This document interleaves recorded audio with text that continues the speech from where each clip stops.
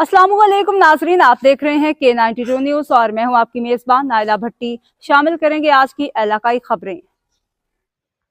कराची में पानी की शदीद किल्लत पैदा हो गई। CEO water corporation engineer Syed Salahuddin Ahmed university road पर पानी की लाइन के हवाले से सीनियर सहाफ़ियों को ब्रीफिंग दे रहे हैं। वाटर एंड सीवरेज कॉरपोरेशन की तरफ से ये वाजे कर देना चाहता हूँ कि ये इस वक्त जिस मकाम पे आप खड़े हैं ये हमारा K1 जो हमें कहलाता है, उसमें 210 MGD पानी 3 जो हमारे साइफन्स बने हुए हैं उनके थ्रू यहाँ से क्रॉस करता है यूनिवर्सिटी रोड को, जिसमें से एक साइफन जो है वो MS का है और बाकी 2 साइफन जो हैं वो हमारे PRCC के हैं।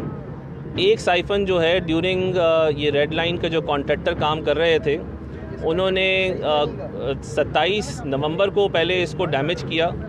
उसके बाद जब हमने इसको एक्सपोज़ किया तो पता चला इसके अंदर 2 बस जो हैं वो विजिबली नज़र आए और फिर 3 दिसंबर से इस पे काम शुरू हुआ और मेरे तमाम जो हमारे टेक्निकल एक्सपर्ट्स भी हैं और जो हमारे इंजीनियर्स हैं उन तमाम लोगों ने, कॉन्ट्रैक्टर्स ने, हमारे तमाम लोगों ने बहुत मेहनत के साथ इसको 5 दिन के अंदर इसको मुकम्मल किया।